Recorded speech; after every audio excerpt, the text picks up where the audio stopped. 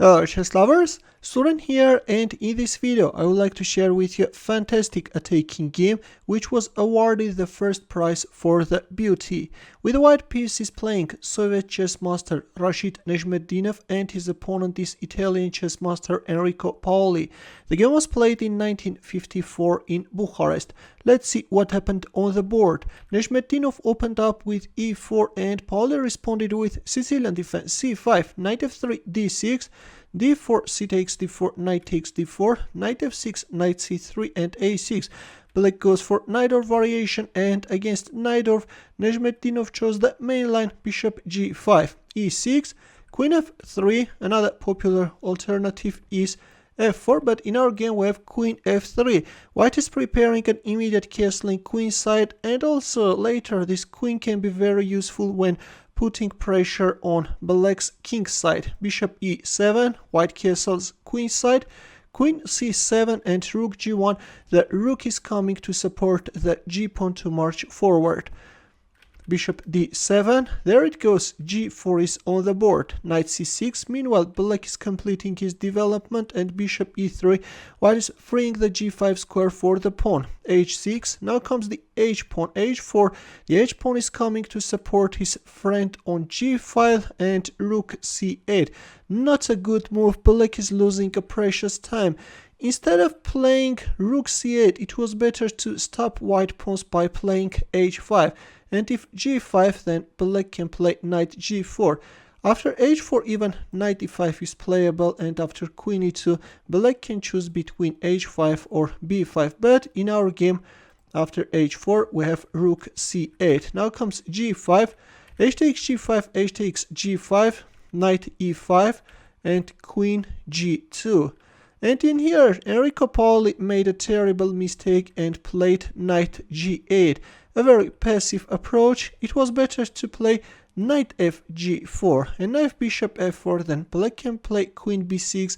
And if f3, then black can play knight g6. Counterattack white bishop. And if queen takes g4, then black has this e5 move. Probably this e5 was the move which Enrico Paoli missed in his calculations, and after queen g2 he answered with this passive looking knight g8 move. Now comes f4, knight c4. We first see bishop takes c4, white is first removing the attacking piece and then the f-pawn is marching forward. You know, typical positions are very easy to play with the white pieces. b5 and king b1, an important prophylactic move, and here is what Yakov Damsky writes about this move. He puts two exclamation marks on this move, asserting that Nezhmetdinov had by this time calculated all the moves remaining to mate.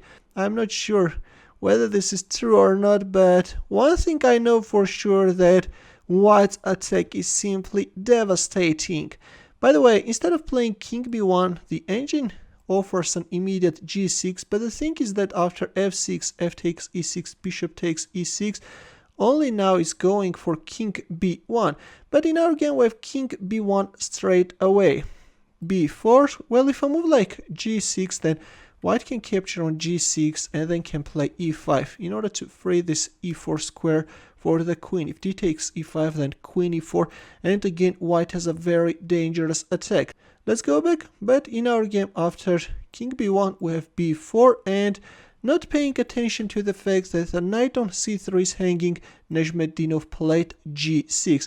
Yes, he simply proceeds with his attack, not even paying attention what's going on the queen side. Black didn't dare to accept the knight sacrifice and played e5, but let's see what if b takes c3. Then in this case white can capture on f7, and if king d8, then b3 is coming, followed by f takes e6. This is going to be a total destruction. That's why after g6 we have e5. Black is counter-attacking the second knight. Right now we have two hanging knights, right?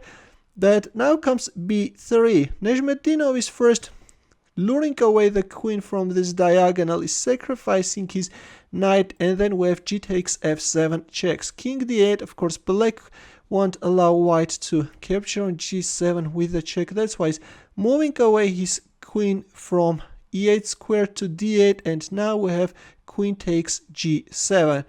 e takes d4. Meanwhile, black is munching the second knight and bishop takes d4. Now the queen is hanging, the rook, the knight, but at the same time this bishop takes d4 allows black to capture on c2 with the check, but white king is in safety. There is nothing black can do. Here comes rook h2.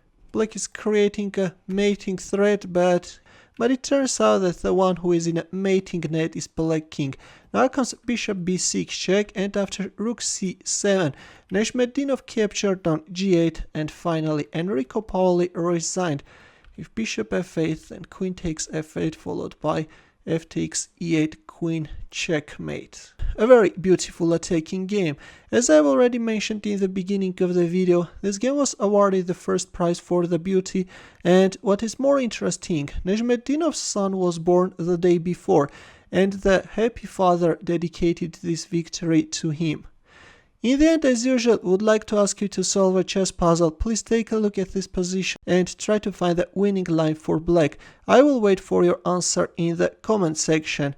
Thanks for watching. If you liked this game, give it a thumbs up. For more games, consider subscribing to my channel.